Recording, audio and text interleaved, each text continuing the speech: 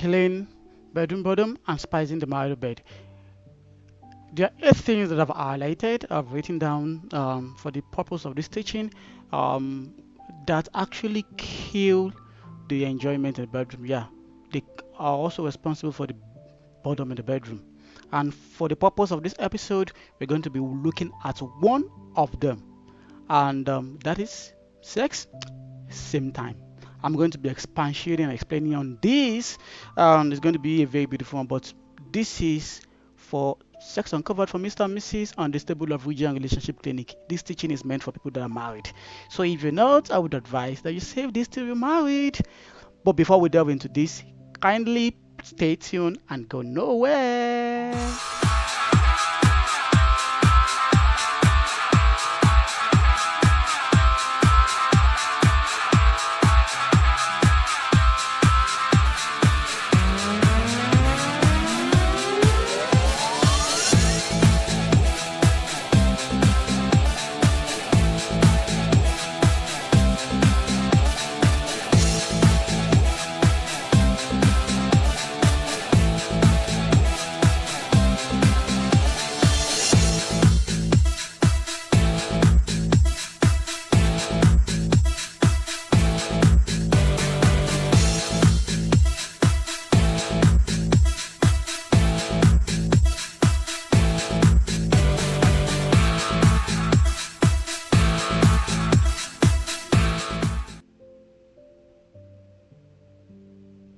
Welcome back.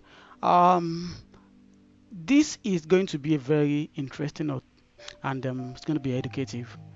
If you really want to understand this teaching, I would advise that you go back to the first part of this teaching where I was able to make the introduction. Now, today we'll be delving into the very first one that I've listed as sex same time.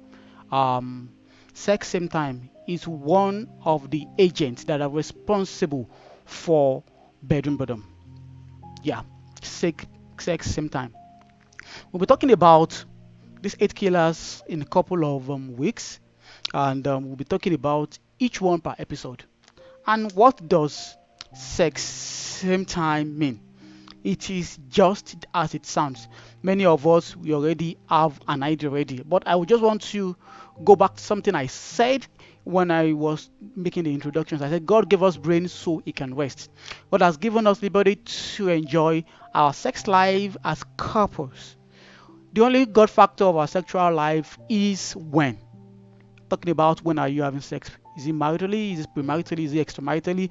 And we know what premaritally means. You're not yet married and you're having sex, which is referred to as fornication. Extramaritally, you're already married and you're having sex with someone else other than your partner, which is known as adultery. And the second one, which is paramount to God, is with whom are you having sex with someone you're legally married to. In the last episode, I talked about who is your legal partner, and if you want to know more about that, you should go back to that part and watch. And why I had to go back into this is because I really want us to understand what God intent is really. We bring God into many aspects of our lives. Yes, God should be involved in everything about us. But as I said, because the Bible says that we are God and sons of the Most High. It says, as He is, so are we in this world. Sorry, it's a sex teaching, but I have to say that because we have the capacity to think like God, God has given us the ability to make some decisions, even about our salvation. Anyways, let me leave that aside. Um, because of that, one of the things that God will not talk to you about is when should you have sex. And there have been a lot of conspiracy about if you have sex this time it's not good, it is ungodly. If you have sex with this position, if you have sex this particular time, you give back to an albino, all those kind of things. And many people don't even have those minds. They don't have those kind of conspiracy theories.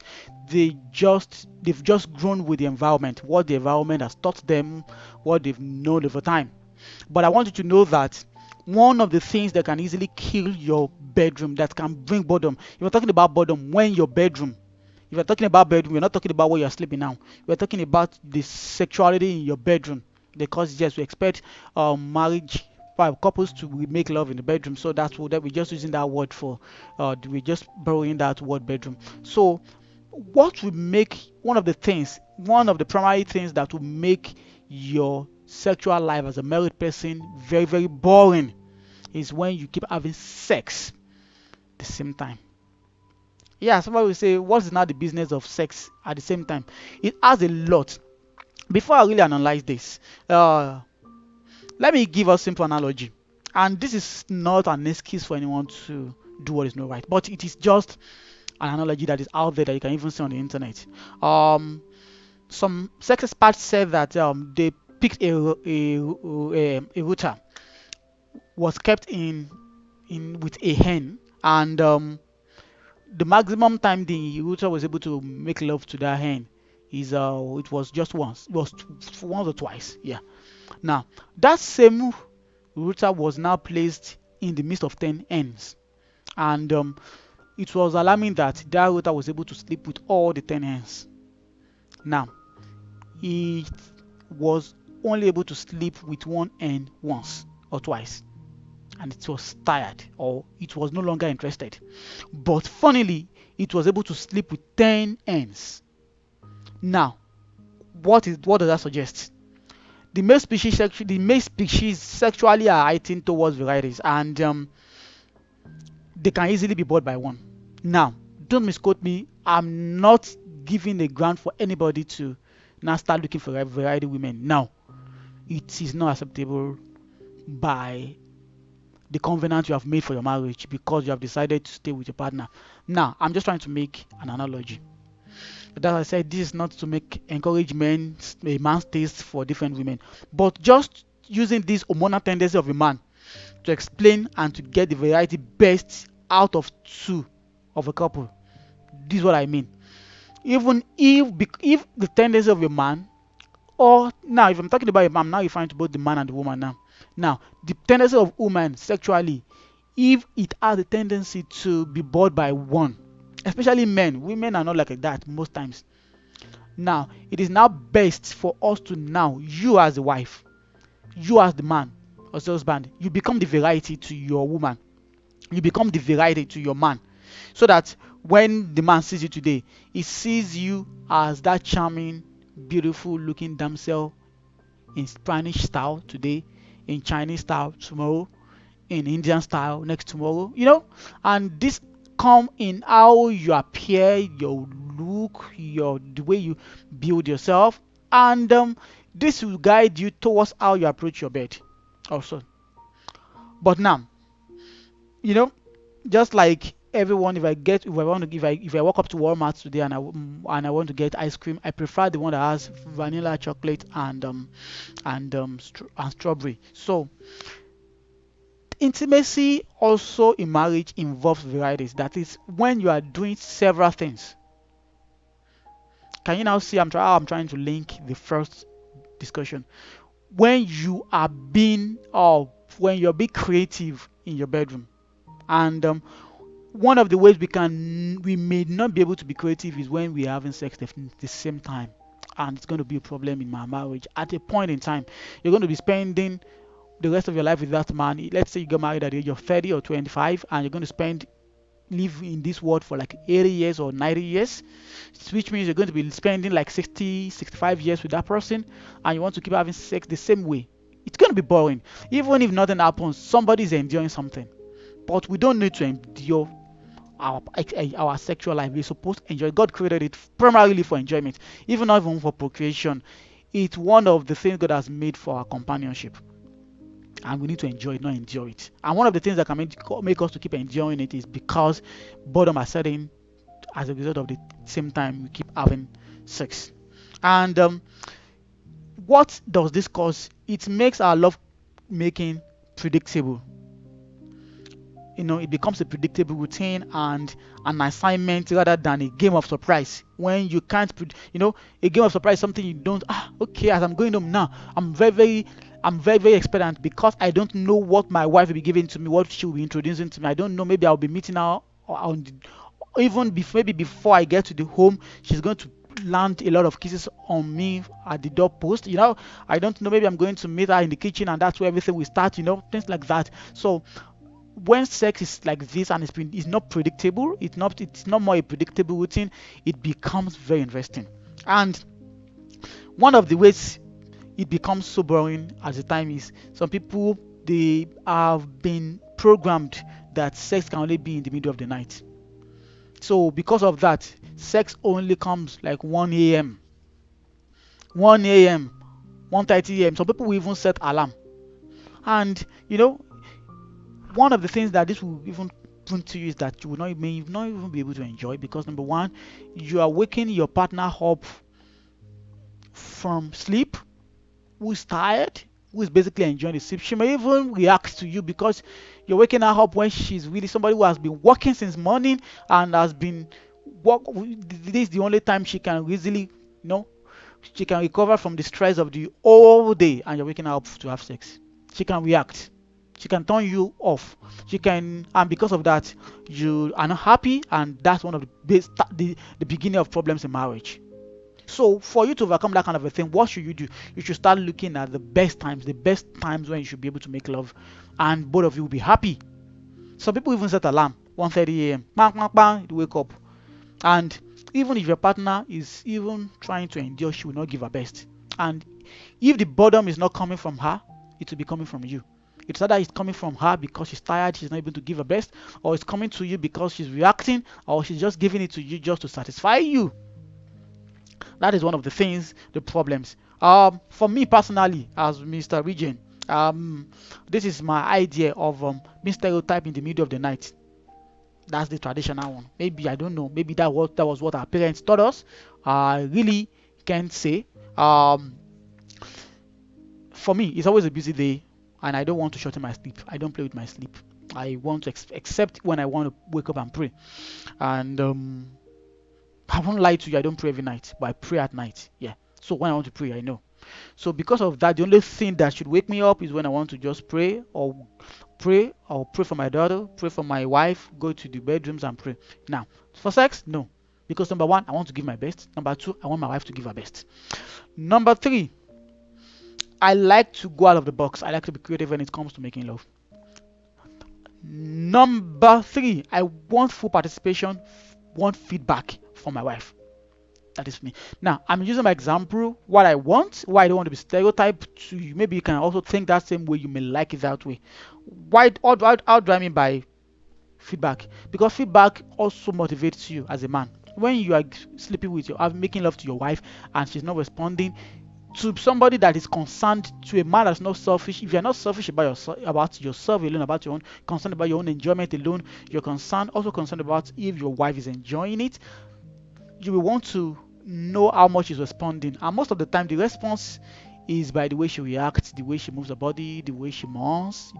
If it is not faked, anyways, but it makes you know that, oh, this woman is really enjoying it. And those kind of things will also make you feel like a man, and you do more, give it to her better. You understand?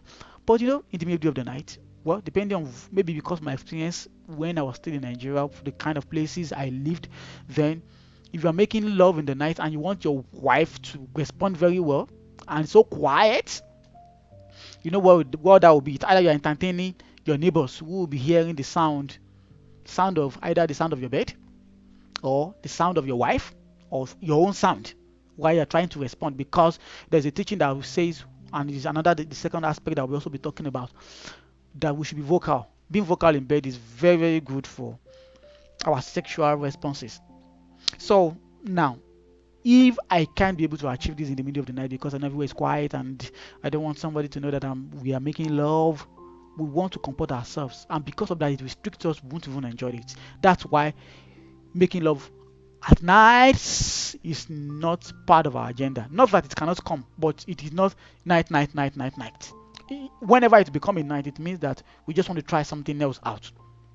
So, so because of that, everybody wants to be careful. I don't want to be very, very active because I don't want to be, the bed or whatever to eat the wall. Maybe my neighbor downstairs to know what is going on, or I don't want my wife to make noise, or I don't want to make noise so that my neighbors will not know that, oh, this is what happened. You know, and it affects the practice. And before you know it, I'm not even enjoying this sex again. And that is where it starts from, when sex is at the same time. So in that case, couple may not give their best, and in that case, you may need to change the timing of your intimacy, sexual intimacy. That is for me. And again, just to spice it up, see, the sexual intimacy is about the mind and the brain. There are a lot of things that the body responds to, the time it responds to, the venue, all those things. Those are things we're going to touch. And once there's a little difference in something you did yesterday, you did 2 days ago, the sexual experience will be sweeter, will be better, will be different, because the brain thinks that, oh, this is a different environment, this is a different timing, and it becomes a different one, even if you are doing the same thing. So we need to get that and understand. So for those of us that we want to keep having sex in the middle of the night, is it God that has said that we should keep having sex in the middle of the night? No, not God. That's why I said God has given us brains so that we can think and so that He can rest. Even if you have a noisy bed, that is if your bed is a spring type, those funny ones, or different things that can be responsible for that. And in the process of that, we will need to know that we should be vocal. Yeah. Well, before I get to that, let me just talk about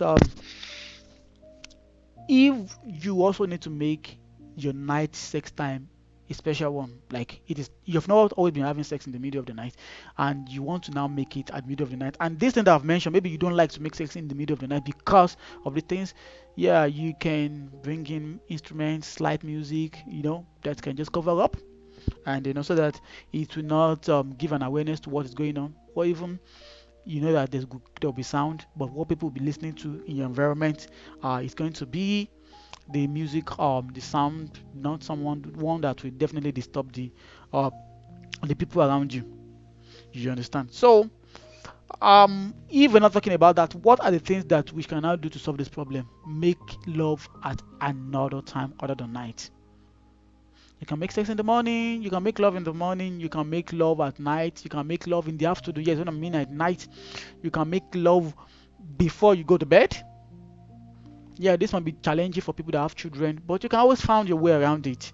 Yeah, before you go to bed, in the afternoon. Sometimes you may just dash down from office if your wife is at home. Both of you may even plan 1 hour, 2 hours short time off from office and come back home when your children are still in school. Then things go fine. It is not all bad because you're trying to avoid the children, because you want to have a different experience. You try it. If you've been having sex a particular time, try it another time, and you see that it will be different. It will be sweeter, not because there's not something special. Yeah, something special about it, because the timing has changed. And that is the way our body respond to changes when it comes to love making. When it comes to love making. And another thing that can really help you out, that is when both of you are vocal to each other. Yeah, when you are vocal to each other. How do I mean by being vocal to each other? That is, both of you are free to talk to each other about sex.